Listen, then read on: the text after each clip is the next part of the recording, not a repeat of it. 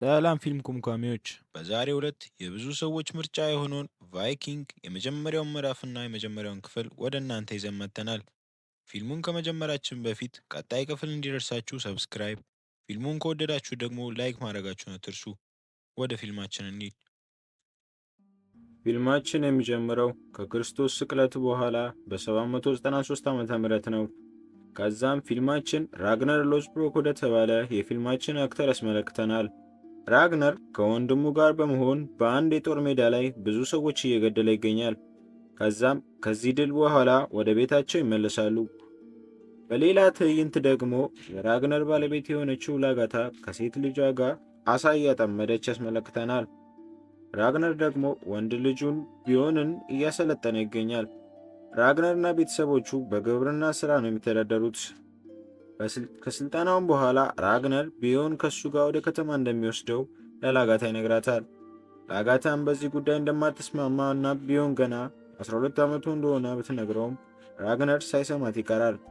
ላጋታም ምንም ማድረግ እንደማትችል ስለምታውቅ ልጁን ብዙ ምክሮች ከመከረችው በኋላ ከባሏ ጋርም ያላትን ለተወሰነ ጊዜ ስለማይገናኙ ናፍቆታቸውን ተወጣተው ከሴት ልጁ ጋር ሆና ትሸኛቸዋለች።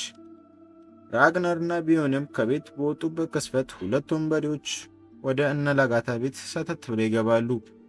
ልባሟ ላጋታም ያለምንም ፍርሃት ርቧቸው ከሆነ ልታበላቸው፣ ጠምቷቸውም ከሆነ እንደምታጠጣቸው ነግራ፣ ግን ከዛ ያለፈ ነገር ካሰቡ ቀጥ ብለው እንዲወጡ ታዛቸዋለች። እነሱም ሌላ ነገር እንደሚፈልጉ ይነግሯታል። እሷም እንደዚህ በቀላሉ እንደማይፈቷት ስለገባት ስለቷን አውጥታ እነሱ ለሁለት እሷ ብቻውን ውቅጥ አድርጋ ትልካቸዋለች። ከዛም ትዕይንታችን ወደ እነ ራግነርና ቢዮን ይወስደናል። እነሱም ከብዙ የቀናት ጉዞ በኋላ ወደ ከተማ ይገባሉ። ከገቡም በኋላ ራግነር ከወንድሙ ሮሎ ጋር ይገናኛሉ። ከዛም ወደ አንድ መጠጥ ቤት ያመራሉ።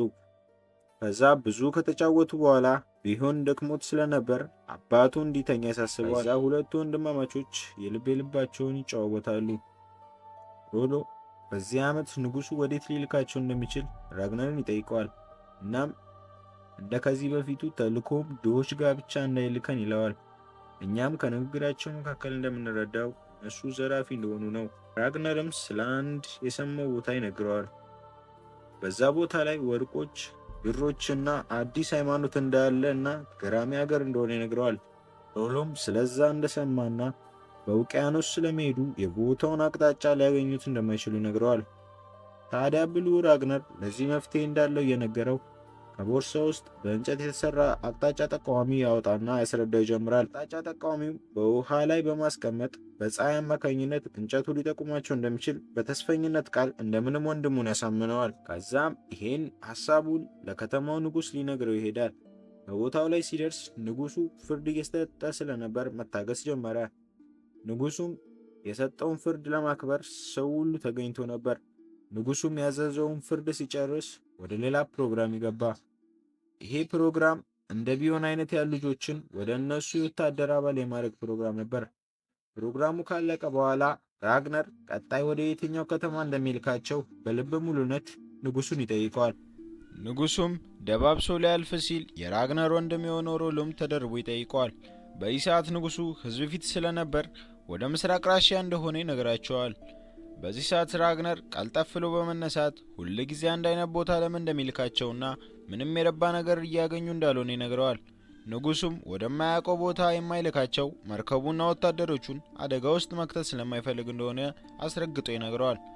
ራግነርም ምንም ሌላ መከራከሪያ ነጥብ እንደሌለ ሲረዳ ዝምታውን መርጦ ወደ ቦታው ይመለሳል። ከዛም ንጉሱ በድብቅ ሊያወራው እንደሚፈልግ በሰው ያስነግረዋል።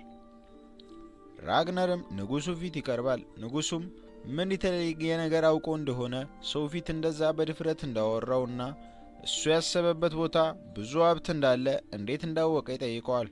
ራግነርም በጣም እርግጠኛ ባይሆንም ብዙ ሀብት እንዳለ እንደሚያምን ይነግረዋል። ንጉሱም ስለ እሱ እምነት ግድ እንደሌለውና ቅድም ህዝቡ ፊት ያዋራው መንገድ የመጀመሪያው እንዳልሆነ ግን የመጨረሻው እንደሆነ ይነግረዋል። ቀጥሎም እሱ ገበሬ እንደሆነና የእሱን ትዕዛዝ ብቻ እንዲያከብር ያዘዋል። ከዛም ራግነር እንደወጣ ንጉሱ ራግነርን እንደማያምነውና በቅርብ ርቀት እንዲከታተሉት ያዛል። ራግነርም ከዛ ከወጣ በኋላ ከልጁ ጋር እነሱ ወደሚያመልኩበት ቦታ ይሄዳሉ። ራግነርም ወደ ውስጥ ይገባና ፈጣሪያቸው ምን እንዳዘጋጀላቸው ጠንቋዩን ይጠይቀዋል። ጠንቋዩም ለሱ ወይስ ለልጁ ብሎ ይጠይቀዋል። ራግነርም አሁን ላይ ያለው ፍላጎት ስለራሱ እንደሆነ ይነግረዋል። ጠንቋዩም ፈጣሪያቸው ወደፊት ጥሩ ነገር እንዳዘጋጀለት እንደሚታየው ይነግረውና በሰላም ያሰናብተዋል። በቀጣይ ትዕይንት ንጉሱ እየቃጀ አስመልክቶን ወደ እነ ራግነርና ልጁ ይወስደናል። ራግነርም ልጁን ፍሎኪ ከተባለ ጓደኛው ጋር ያስተዋውቀዋል። ፍሎኪ ከሩቅ ሲታይ ጅላጅል ነገር ይመስላል፣ ነገር ግን የመርከብ ባለሙያ ነው። ራግነርም እዚህ ቦታ የመጣው መርከቦችን ሊያይ እንደሆነ ከፊልሙ እንረዳለን። ፍሎኪ አንድ ጀምሮት በገንዘብ እጥረት ምክንያት ስላልጨረሰው መርከብ ያስረዳውና ራግነርም በግብርና ያጠረቀማትን ብር ሰጥቶት እንዲጨርሰው ለወዳጁ ፍሎኪ ይነግረዋል። ፍሎኪ ምንም እንዳያስብና እሱ እንደሚጨርሰው ነግሮት በደስታ ይሸኘዋል። ራግነርም ነገሮችን አመቻችቶ ወደ ቤቱ እንደተመለሰ እናያለን። ከዛም ከላጋታ ጋር ተገናኝቶ ናፍቆቱን ሲወጣ ቆይቶ እሱ እዚህ ባልነበረበት ጊዜ የተፈጠረ ነገር ካለ ይጠይቃታል። እሷ ግን ምንም እንዳልተፈጠረ ትነግረዋለች። ከዛ ከቆሙበት ይቀጥላሉ። ሮሎም ሊጠይቃቸው ወደ ቤታቸው ይመጣል። ሁሉንም ሰው ሰላም ብሎ ትንሽ ከተጨዋወቱ በኋላ ላጋታ ልጆቹን ወደ መኝታ ትወስዳቸዋለች። ከዛ ወንድማማቾቹ ወሬያቸውን ካቆሙበት ይቀጥላሉ። ስለ እቅዳቸው ምን አዲስ ነገር እንዳለና ስለ መርከቦቹ ራግነርን ሮሎ ይጠይቀዋል። ራግነርም በቅርቡ እንደሚያልቅ ይነግረዋል። ሮሎም ፍሎኪን በመርከቦቹ ጉዳይ ያምነው እንደሆነ ይጠይቀዋል። እሱም በደንብ እንደሚተማመንበት ሲነግረው ሮሎ ያስቆመውና ከሱ የበታች የሚሆንና እኩል ካልሆኑ የትም እንደማይሄድ ይነግረዋል። ይሄ ቅናተኛ ወንድም። ራግነር ግን እነሱ ወንድማማቾች እንደሆኑና ሁሌም ቢሆን እኩል እንደሆኑ ይነግረዋል።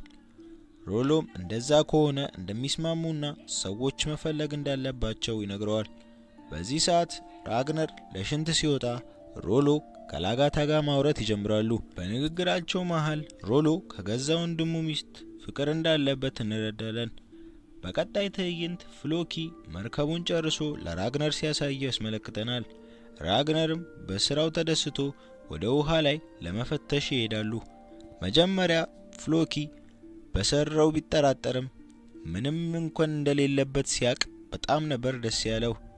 ይህንም ስራቸውን ንጉሱ መረጃ ደርሶት እየተናደደ የመጀመሪያው ክፍላችን እዚህ ጋር ይገባደዳል።